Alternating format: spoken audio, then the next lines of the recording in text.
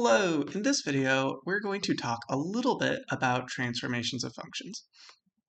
We're going to start by doing a quick review of vertical transformations, and we're going to do some vertical transformations of this function f of x equals x cubed plus 3x squared.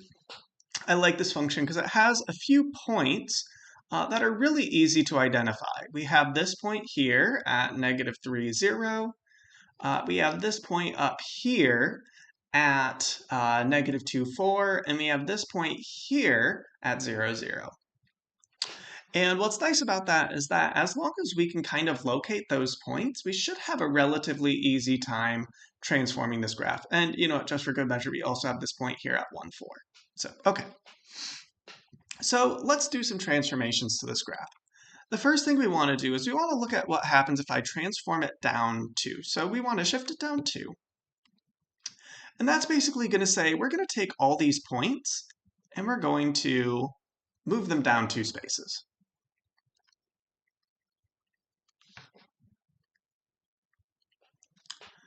So now I should get some function. I'm going to probably not do the best job drawing it in the world, but we get some function that looks like this, where everything's just been shifted down 2 from the original. So if we recall, for a vertical transformation, if I'm doing a shift down by 2, we do that just by taking the function and subtracting 2 from it. So we get this new function we'll call maybe g of x equals x cubed plus 3x squared minus 2. That minus 2 saying, hey, we subtracted 2. I'm going to go ahead and put parentheses around the original because sometimes that might matter. In fact, it will matter for our next one. So that would be a shift, a vertical shift. We can also do a vertical shrink or stretch. To do a vertical shrink by 1/2 of our original function, we'll say, we'll go ahead. Let's go ahead and actually erase that one that we just did. We're going to do this. If I want to then shrink it, what I'm going to do is I'm going to take each of my y-coordinates and kind of cut it in half. So this already had a y-coordinate of 0, so it's going to stay where it is in my new function, or in my new graph. This had a y-coordinate of 4, so I'd shrink it by half, make it a 2. This had a y-coordinate of 0, so it's going to stay. And again, this had a y-coordinate of 4, so it's going to go to 2. And we'd end up getting this new function that looks kind of like this, where we've just kind of flattened it out a little bit. It's the same general shape, but just a little flatter. So we'll call this h of x. And what did we do? We multiplied the whole function by 1/2. So we end up with something like this, which you could also distribute that 1/2 to get something like 1/2 x cubed plus 3/2 x squared. And we can even combine these together. So let me go ahead and erase that again. It might erase some of our nice points from earlier. That's okay. We'll live with it. Okay. Next, what we're going to do is we're going to do 2 transformations at once. We're going to do go down by 2, shift down by 2, and then stretch it times 2. So let's take a look at how we would do that. So we can just do both of those things to each of these coordinates. I'm going to go down 2. That brings me to a y-coordinate of -2. And then we'll multiply that coordinate by 2 to get 4. Here, we start at 4. I'll go down 2. That's going to bring me to 2. And then we're actually going to stretch back to 4. So that's kind of interesting. We subtracted 2, but then multiplied by 2 and ended up back where we started.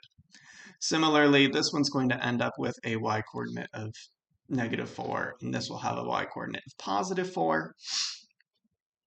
And we end up with an exciting graph that looks something like this. It's very steep, which makes sense because we stretched it out. And yeah, we get something that looks like this. So we were able to stretch that out. Notice that we only ever changed the y-coordinates here because we were doing vertical transformations. Ooh, there's one other transformation we should do here before we finish. So what did we do? First, we subtracted 2 to get that shift down.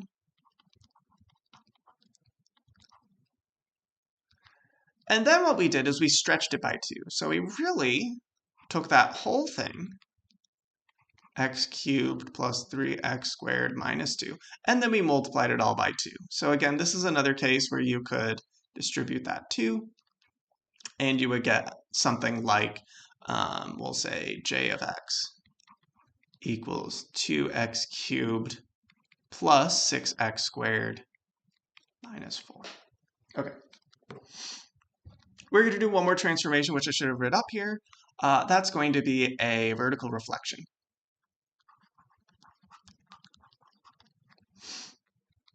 So let's go ahead and erase this guy. Redraw some points that got kind of left there. And this is going to be a reflection across the y-axis, which means that I'm going to take all of my points and make the y-coordinate the opposite of what it was. So if it was negative, I'll make it positive. If it was positive, I'll make it negative. If it was 0, it will stay there. So let's go ahead and pick a different color for this. Let's make it orange. So for example, this started with the coordinate of 0. It's going to stay at a coordinate 0. This had a coordinate of 4. It's going to reflect to negative 4. This had a coordinate of 0. It will stay there. This had a coordinate of 4. Goes to negative 4. And we end up getting a graph that looks like this. Again, we just kind of reflected it across the x-axis here. Sorry for whatever racket I just made by touching my microphone. Okay, so that's our vertical reflection. In the next video, so I'll let you, review that. In the next video, what does that look like as a function? We just make everything negative. So we'll call this like k of x equals negative x cubed plus 3x squared, or negative x cubed minus 3x squared. Okay.